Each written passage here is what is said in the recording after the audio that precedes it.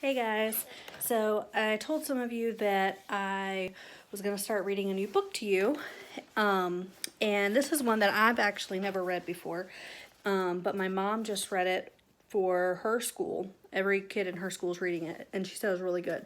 It's called A Boy Named Bat. So it's not a very long book, but she says it's a really good one, and so I thought we would read it together. I really, really miss you guys. I know that this is technically our spring break, but since we weren't in school last week, I just miss you really bad. So I hope that you enjoy the book. A Boy Called Bat.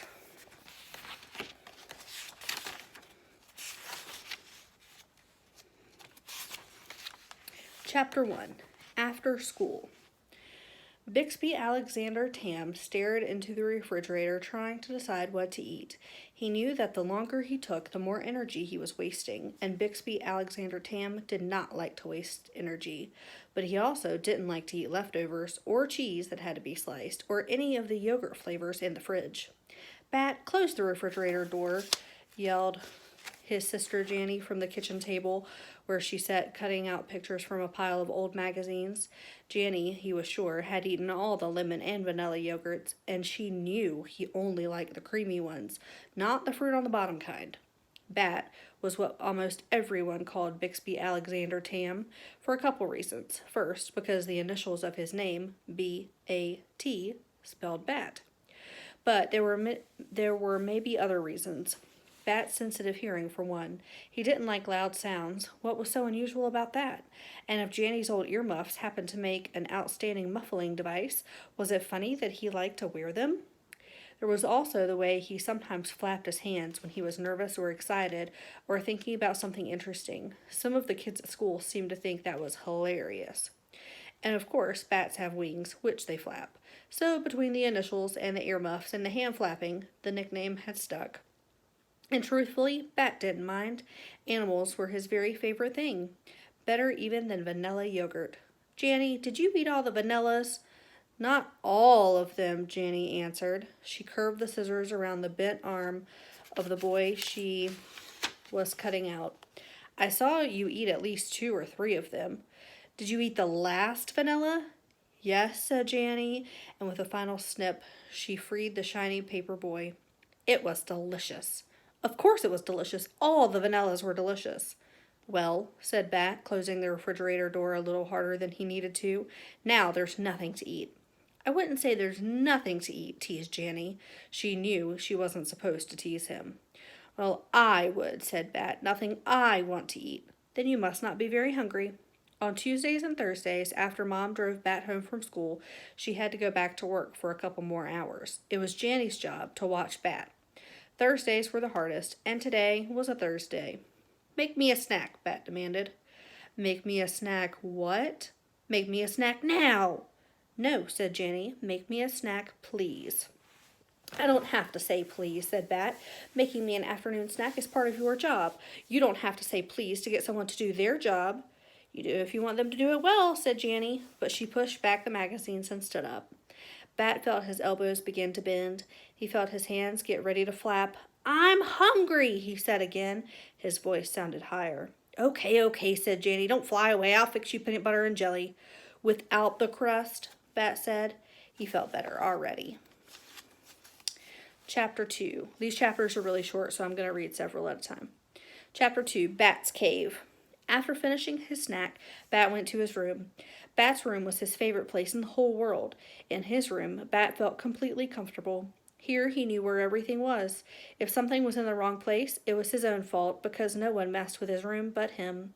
In the rest of their small house, Bat's mom and sister knew to put anything that needed to go to Bat's room in one of 3 baskets: his clean laundry basket, his book basket, and his miscellaneous stuff basket. Miscellaneous was a great word, and one of Bat's favorite. It meant all the extra stuff, so the miscellaneous stuff basket could have almost anything, except clean laundry and books, in it. When the baskets were full, Mom placed them in the hallway outside Bat's door. He took them into his room and unloaded them himself. Once Mama tried to reorganize his dresser drawers because she thought he could use some help. After, when he was so upset he couldn't even speak, she said, "I'm sorry, Bat, but your drawers were a mess.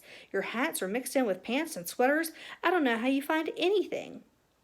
But the drawers weren't a mess, not at all. If Mom had looked more closely, she would have seen that his knit caps were in with his long pants and his sweaters because he always wore those things together on cold days. Shorts and t-shirts were in another drawer because he wore those things together on warm days. "But what about this drawer?" Mom had asked, pulling open the bottom right drawer, which held a pair of pants, a wool sweater, and 2 t-shirts. "Those are things I never wear," Bat told her when he finally calmed down, "because they're itchy and uncomfortable." Then Mom cut the tags out of the t-shirts, and Bat moved them to his warm days drawer. After that, Mom left him to his own devices, as she liked to say. Once in his room, Bat closed the door. There was a sign on the outside that said, "Please knock." Janny had written it for him because her writing was much neater than his. Janny could do all the hand things better than Bat. Write things, cut things out, smooth peanut butter on bread. The clock told Bat that Mom would be home in 46 minutes. Mom was a veterinarian, which was what Bat intended to be too, one day. Mostly she treated cats and dogs, but sometimes she had unusual patients. Once she had taken a BB pellet out of the wing of a hawk. The pellet had broken one of the bones, and Mom had done some surgery to mend it. She brought home x-rays to show Bat. "Why would anyone shoot a hawk?" Bat had asked. "Do you think they were going to eat it?" "No," said Mom. "Sometimes people do stupid things." She had been very angry about the hawk, angrier even than when Bat and Janny got into loud screaming fights. Seeing the x-ray of the hawk's broken wing made Bat angry too, but his room always made him feel better. It had a roll-down bamboo window shade and a fine closet full of shelves and pull-out trundle in case someday a friend came to spend the night. It had a ceiling fan and a reading lamp and a rug with a picture of a train track printed on it. Bat felt like looking through his animal encyclopedia, which he often did after school, so he pulled it down from his bookshelf and dropped comfortably onto his beanbag. His stomach was full of sandwich, and Mr. Grayson hadn't assigned any homework. For this moment, at least, Bat felt perfectly content. Chapter 3. No Vanilla Yogurt. Mom was supposed to be home by 5 o'clock, but 5 o'clock came and Mom did not arrive. By 5:15, Bat wanted to call the police.